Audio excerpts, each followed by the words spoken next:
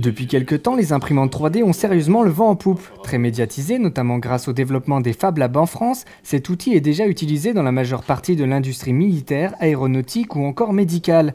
Le CHU de Dijon a lui-même équipé le service de chirurgie maxillofaciale de 2 imprimantes 3D. Cette imprimante nous sert à but thérapeutique et pédagogique. Thérapeutique d'abord parce qu'on peut, à partir des données du scanner du patient, préformer des plaques d'ostéosynthèse ou préparer une intervention afin de la rendre beaucoup plus simple et plus courte.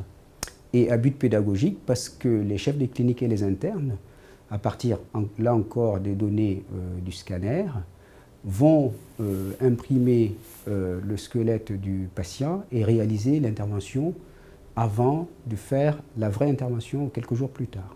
Avant d'investir dans cet outil, les médecins préparaient leur intervention dans leur tête. Aujourd'hui, ils préparent en situation réelle et peuvent donc préalablement modeler les plaques de titane servant à la reconstruction. Pour le chirurgien, c'est une question de gain de temps au bloc opératoire. C'est aussi une question de fiabilité, puisque les choses auront été préparées avant. Cependant, ce gain de temps pendant l'opération doit aussi se voir dans la perspective du temps qu'on a passé à préformer les plaques ou à imprimer avant l'intervention. Pour le patient, évidemment, ça fait une anesthésie générale moins longue et donc une hospitalisation beaucoup plus courte. C'est un patient qui est édenté, vous voyez, en haut et en bas, et en fait là il a une grosse tumeur de la mandibule, donc c'est vide, il n'y a plus d'os. C'est un patient qu'on va bientôt opérer, donc on est en train de préparer l'intervention. Je vais vous montrer ce que ça donne. Voilà, vous voyez, c'est vraiment... Et quand on regarde de l'autre côté, la tumeur, comme il n'y a plus d'os, donc la machine n'arrive pas vraiment à imprimer du vide, donc met comme une sorte d'alvéole, de nid d'abeille autour, mais la tumeur est là. D'une précision inférieure au millimètre, il faudra parfois près de 24 heures pour imprimer, couche par couche, l'objet voulu. Ces imprimantes peuvent imprimer des pièces, notamment en acide polylactique, que l'on peut implanter dans le malade. Cependant, pour l'instant, ce n'est pas souhaitable parce que nous ne respecterions pas les normes sanitaires.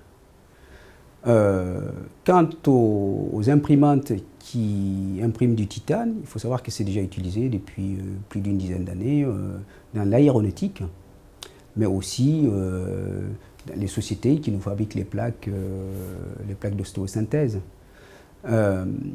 Et ce type de machine coûte au minimum 450 000 € hors taxe, donc à comparer par rapport aux 3 000 € pour chaque machine 3D que l'on a ici. Les utilisations que l'on peut faire de l'impression 3D en médecine sont sans limite. Une boîte crânienne, une oreille en collagène et bientôt peut-être de vrais organes. Non seulement c'est envisageable, mais il y a déjà des cas assez ponctuels d'impression de tissus, de cellules. Et je pense que d'ici peut-être 1 ou 2 décennies, on sera capable de faire des choses avec l'impression 3D, oui. Une réaction? Un témoignage? Commentez ce reportage sur dijonsanté.fr.